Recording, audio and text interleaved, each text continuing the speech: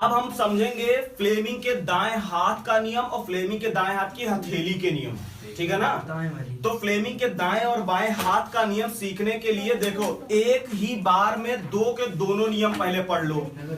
कैसे फ्लेमिंग के दाएं हाथ की हथेली का नियम, दाएं हाथ का और बाएं हाथ का नियम, ठीक है ना। देखो जैसे इस तरह से बना लो, जिसको अगर किसी को पता नहीं कि दाएं और बायां क्या होता है तो ऐसे बना लो। तो जिधर ये डी बने वो दायां और जिधर ये बी बने वो बायां। देखो दाएं और बाएं हाथ का नियम एक ही बार में कैसे सीख लोगे। देखो जैसे हम ये कहें कि हम किसी बॉल को पकड़ लें, ठीक है ना, किसी बॉल को पकड़ लें इस तरह, स्पिन बॉल। अब देखो स्पिन बॉल ऐसे घुमाते हैं इस तरह से। तो देखो जैसे हमने बॉल पकड़ ली और बॉल को ऐसे घुमा दिया तो देखो ये उंगलियां जो है वो हमारी तरफ आई, जो उंगलियां हमारी तरफ आई वो कहेगा आई, आई मतलब मैं, करंट, आई फॉर करंट। और ये जो उंगली है वो किसको दिखाएगी, फोर्स को, सॉरी मैग्नेटिक फील्ड की डायरेक्शन को। और ये किसको दिखाएगी, फोर्स को। देखो ऐसे घुमाया तो ये उंगली किधर आई, हमारी तरफ, मतलब आई। ये बॉल उधर गई ना बी और ये एफ। देखो ऐसे घुमाया, ये जब घुमाया बॉल तो ये हमारी तरफ आए, मतलब ये आई को बताएगी, ये बी को बताएगी और ये एफ को बताएगी। कहने का मतलब जब हम अपने दाएं हाथ को इस तरह से फैला लें कि अंगूठा और उसके पास वाली दोनों उंगलियां एक दूसरे के क्या हो, परपेंडिकुलर, क्या हो, तो ये जो मध्यमा उंगली है, middle finger, indicate the direction of current, ये करंट की दिशा को बताएगी। फोर फिंगर मतलब तर्जनी, चुंबक के क्षेत्र की दिशा, डायरेक्शन ऑफ मैग्नेटिक फील्ड। और अंगूठा हमको क्या बताएगा, बल। तो दाएं के लिए आए तो दायां लिख दो हर जगह और बाएं के लिए आए तो बायां, ठीक। कहने का मतलब जब हम अपने दाएं हाथ को ऐसे फैलाएं कि अंगूठा और उसके पास वाली दोनों उंगलियां एक दूसरे के क्या हो, 90 के एंगल पे लंबवत, तो मध्यमा उंगली क्या दिखाएगी, करंट, पहली उंगली, और ये सिंपल याद रखने का तरीका है, बॉल स्पिन करा, आई बी एफ। ये फ्लेमिंग का दोनों हाथ का नियम हो गया, ठीक। अब देखो, अब हम लोग फ्लेमिंग के दाएं हाथ की जो हथेली है, हथेली का नियम पढ़ते हैं, ठीक है ना। तो देखो दाएं हाथ की हथेली का दो नियम होता है, इधर समझो। हथेली का नियम क्या लिखेंगे, हथेली का नियम नंबर 1 और हथेली का एक नियम नंबर 2 होता है। तो दोनों नियम अच्छे से देख लो। तो पहले हम नियम नंबर 1 देखेंगे कि अगर हमारे पास कोई भी प्लेन है, सरफेस है, ठीक, और इसमें ये हमारा पॉइंट है P, जहां ये कहा जाए कि हमें इस पॉइंट P पर क्या बताना है, मैग्नेटिक फील्ड बतानी है, ठीक है ना। समझना ध्यान से दोनों नियम। अब यहां पर अगर इसमें करंट की डायरेक्शन कुछ ऐसी हो, ठीक है ना, तो हथेली का पहला नियम ये कहता है कि हम अपने दाएं हाथ की हथेली को इस प्रकार फैलाएं कि जो उंगलियां हैं उधर करें जहां चुंबक का क्षेत्र पता करना है। पता यहां करना है ना, उंगलियां देखो इधर कर दी, पी की तरफ कर दिया उंगलियां, और अंगूठा किधर, जिधर करंट बह रही, करंट किधर बह रही है, ये। तो हमने उंगलियां जहां पे चुंबक का क्षेत्र पता करना था उधर करी, उंगलियां करंट की डायरेक्शन में, तो हथेली किधर आई, इसका मतलब यहां पर मैग्नेटिक फील्ड की दिशा क्या होगी, इस सरफेस से बाहर की ओर, वहां हम डॉट से रिप्रेजेंट करते हैं। अगर जब हमारे पास कहीं ऐसे क्रॉस लगा हो तो समझ जाओ कि मैग्नेटिक फील्ड इस सरफेस के अंदर की ओर जा रही है, और अगर कहीं डॉट लगा हो तो ये समझ लो कि ये सरफेस से बाहर की ओर आ रही है। तो ये था हमारा हथेली का नियम नंबर 1, क्या कि हथेली को ऐसे फैला लें कि उंगलियां उधर करें जिधर चुंबक का क्षेत्र पता करना है। अब देखिए अगर हम डायरेक्शन करंट की बदल दें, करंट की डायरेक्शन क्या कर दें, इस तरह से। अब हमें यहां पर पता करना है मैग्नेटिक फील्ड, तो उंगलियां किधर करेंगे, जहां मैग्नेटिक फील्ड का पता लगाना है, कर दिया। अंगूठा किधर, जिधर करंट, तो अब हथेली अंदर की ओर है ना, धक्का ऐसे ही तो देंगे, तो इस जगह पर हमें क्रॉस लगाना पड़ेगा। हम समझ जाएंगे कि यहाँ पे जो मैग्नेटिक फील्ड है वो सरफेस के अंदर की ओर है, ठीक है ना। तो ये था हमारा दाएं हाथ की हथेली का नियम नंबर 1।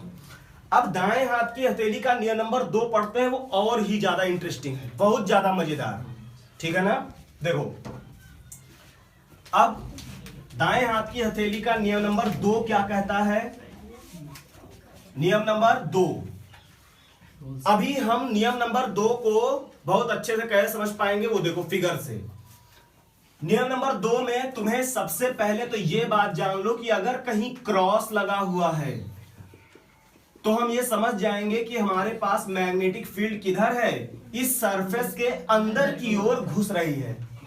और अगर कहीं डॉट बना है तो इसका मतलब यह है कि मैग्नेटिक फील्ड इस सरफेस में किधर की ओर, बाहर की ओर, आउटवर्ड डायरेक्शन में आ रही है ना।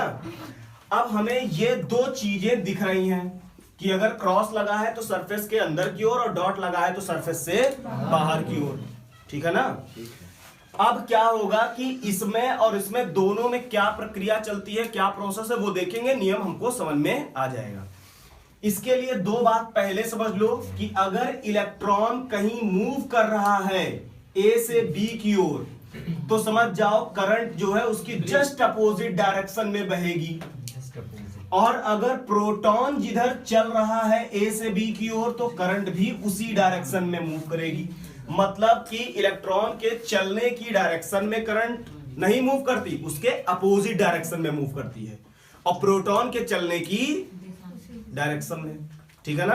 देखो नियम नंबर 2, अगर हम क्या कर दें कि इस मैग्नेटिक फील्ड में एक इलेक्ट्रॉन को हमने थ्रो कर दिया 90 डिग्री पर, हमने एक इलेक्ट्रॉन को इस मैग्नेटिक फील्ड के परपेंडिकुलर 90 डिग्री पर क्या किया, फेंक दिया।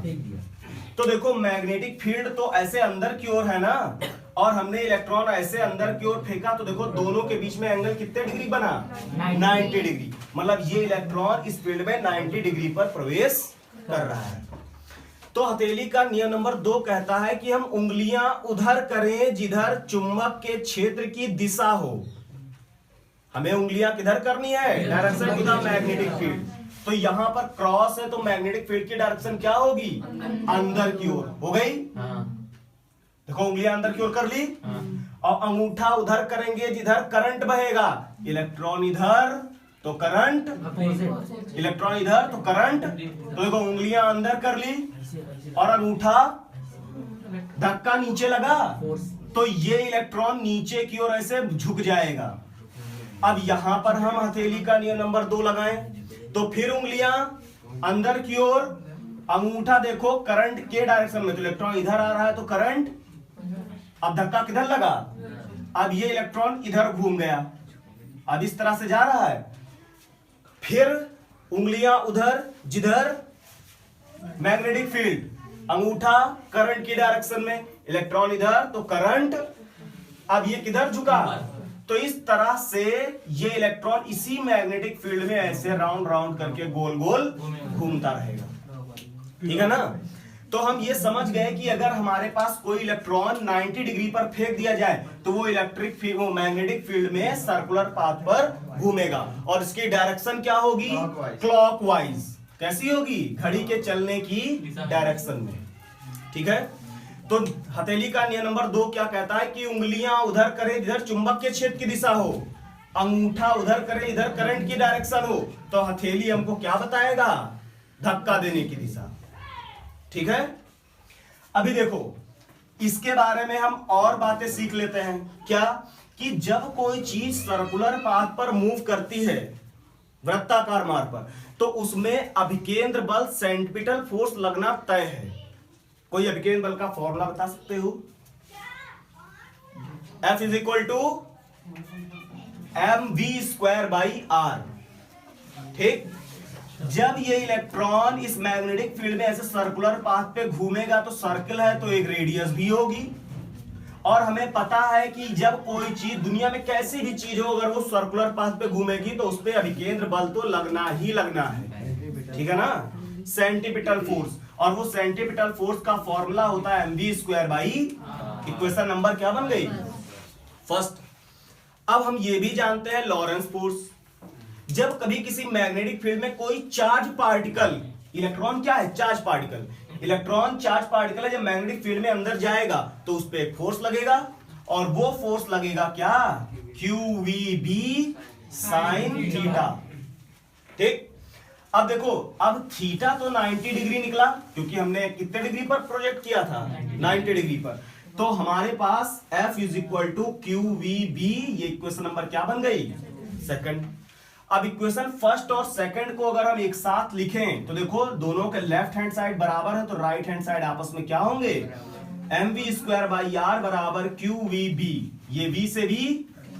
अब mv upon r is equal to QB बचा, QB नीचे कर लें, r इधर कर लें, तो हमको r is equal to formula मिला mv अपॉन, मतलब इस रेडियस पर ही ये इलेक्ट्रॉन इस मैग्नेटिक फील्ड में मूव करेगा। आई बात समझ में? अब जरा देखो कि जब ये इलेक्ट्रॉन इस सर्कुलर पाथ पर मूव करेगा तो उसकी रेडियस कितनी होगी? इतनी। ठीक। लगे हाथ हम टाइम पीरियड भी देख लें कि आखिर ये इलेक्ट्रॉन जब इस मैग्नेटिक फील्ड में मूव करेगा तो कितने समय में अपना एक राउंड लगाएगा, एक चक्कर लगाएगा। ठीक है ना? तो हमें पता है कि अगर हम टाइम पीरियड निकालना चाहें, मतलब आवर्त काल, तो टाइम पीरियड निकालने के लिए हमको पता है T बराबर फॉर्मूला होता है 2 पाई r अपॉन V, है ना? 2 पाई r अपॉन V। अब देखो, अगर ये V की, ये R की जो वैल्यू है mv square, mv upon QB, वो यहां पर हम R के क्या कर दें? तो हमें T इज इक्वल टू क्या मिलेगा? 2 पाई R के क्या लिखेंगे? mv अपॉन QB, और नीचे क्या लिखा है? V। ये V से V, T is equal to 2 pi m upon QB, ये हमको क्या मिला? Time period. अगर हमने ये R की वैल्यू mv अपॉन QB यहां रख दी और नीचे V है, तो V से V कट गया, क्या मिला? 2 पाई m अपॉन QB। अब ये हमारा टाइम पीरियड का फॉर्मूला आ गया। ठीक है? देखो, अभी जैसे ये कहने का मतलब इलेक्ट्रॉन को जब हमने मूव कराया तो ये सर्कुलर पाथ पे मूव कर रहा है, उसकी रेडियस मिल गई, वो एक राउंड कितने समय में लगाएगा, उसका टाइम पीरियड मिल गया, है ना? अब देखो जरा, कोई कह दे कि अगर इस इलेक्ट्रॉन को हमने v वेलोसिटी से फेंका है, v वेलोसिटी से प्रोजेक्ट किया है, तो उसको मान लीजिए 4 सेकंड लगे अपना एक राउंड लगाने में। क्वेश्चन को देखिए कि अगर हम क्या कहें कि किसी इलेक्ट्रॉन को हमने फेंक दिया और उस इलेक्ट्रॉन की वेलोसिटी हमारी क्या है, मान लीजिए suppose that 2 kilometre per hour है, या हम ऐसे कर लें कि हमारी जो वेलोसिटी है वो v है। ठीक। और v वेलोसिटी से प्रोजेक्ट किया तो अपना एक टाइम पीरियड उसका कितना है? Time period t। अगर हम इस वेलोसिटी को जस्ट डबल कर दें, मतलब v से क्या कर दें? 2v, तो टाइम पीरियड कितना हो जाएगा? अगर हम किसी v वेलोसिटी से कोई इलेक्ट्रॉन प्रोजेक्ट करें तो वो अपना एक चक्कर कितने समय में लगाएगा? t समय में। अगर हम उसकी वेलोसिटी जस्ट डबल कर दें तो क्या टाइम पीरियड भी जस्ट डबल हो जाएगा? नहीं। क्यों नहीं होगा? कुछ नहीं, कोई डिपेंड नहीं करेगा टाइम पीरियड पर, कोई डिपेंडेंसी नहीं होगी। देखो हम बताते हैं टाइम पीरियड पर क्यों डिपेंड नहीं होगा। जैसे हमारे पास एक इलास्टिक है, रबड़, देखो हम पूरा एक्सपेरिमेंट करके दिखाते हैं। ये पेन है, ठीक, ये पेन और ये रबड़, इसको थोड़ी काटेंगे। देखो सिक्का, ये पता है भीख में देने के लिए लेके आया था, जो मंदिर जाएगा, जो भी मंदिर जाएगा, यही लोग जाएंगे आगे। देखो हम इसको लगाते हैं कैसे। हमारे पास एक इलास्टिक पड़ी हुई थी, मेरे पास नहीं है, एक इलास्टिक पड़ी हुई है, देखो नहीं है। देखो इस इलास्टिक में, देखो हम इसको पूरा एक्सप्लेन कैसे करेंगे। इस इलास्टिक में हमने ये पेन इस तरह से बांध लिया, ठीक, ये देखो बंध गया। अब देखो जैसे ये इलास्टिक ऐसे लटक गई, है ना। अब हम इसको ऐसे मूव कराते, देखिए वेलोसिटी कम है, ऐसे से मूव करा रहे हैं। जब ये मूव हो रहा है तो इसका एक टाइम पीरियड मान लो t है, ठीक। अगर हम इसकी वेलोसिटी बढ़ा दे, देखो ये वेलोसिटी बढ़ा दिया, अब इसका राउंड क्या हो गया? थोड़ा बड़ा हो गया ना। कहने का मतलब है कि जब हम धीरे घुमा रहे थे तो उसकी रेडियस कम थी, कम पाथ पे मूव कर रहा था। अब देखिए इसकी क्या है, वेलोसिटी हमने क्या कर दी, बढ़ा दी। अब वो अपना एक राउंड बहुत दूर से लेके आ रहा है। जब दूर से लेके आ रहा है, इसका मतलब कि जिस एवरेज में हमने उसकी वेलोसिटी बढ़ाई, उसी एवरेज में क्या बढ़ गया, उसका रेडियस। इसलिए टाइम पीरियड पर कोई इफेक्ट नहीं पड़ा, टाइम पीरियड जो पहले था वही अभी भी है। मतलब एक बार अगर वो कम वेलोसिटी से घूम रहा था तो इतने पाथ पर वेलोसिटी बढ़ा दी, तब उसको बड़ा पाथ कवर करना पड़ रहा है। वेलोसिटी ज्यादा तो दूर से कवर, और वेलोसिटी कम थी तो पास में ही एक चक्कर लगा ले रहा था। इसका मतलब वेलोसिटी बढ़ा दी गई तो टाइम पीरियड पे कोई फर्क नहीं पड़ेगा।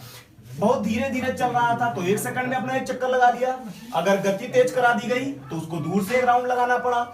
तो अगर कोई भी इलेक्ट्रॉन या प्रोटॉन किसी भी मैग्नेटिक फील्ड में मूव करेगा भी वेलोसिटी से, है ना, तो उसमें कोई भी टाइम पीरियड पर इफेक्ट, अगर उसकी वेलोसिटी को बढ़ा दिया जाए तो, ठीक है ना।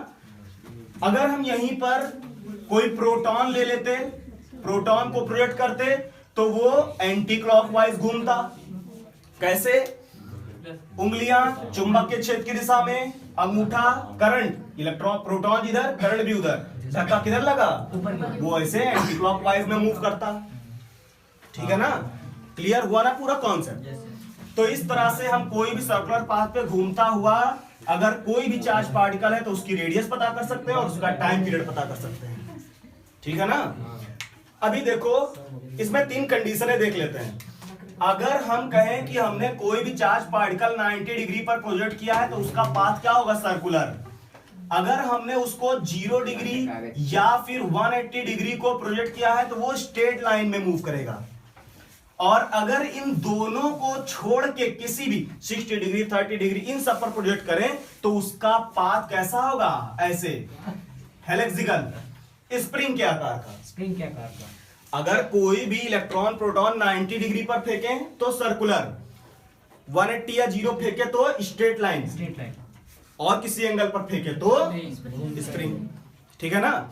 अब जब ये स्प्रिंग के आकार पर मूव कर रहा है, ठीक है ना, तो यहां कंपोनेंट बनना शुरू हो जाता है।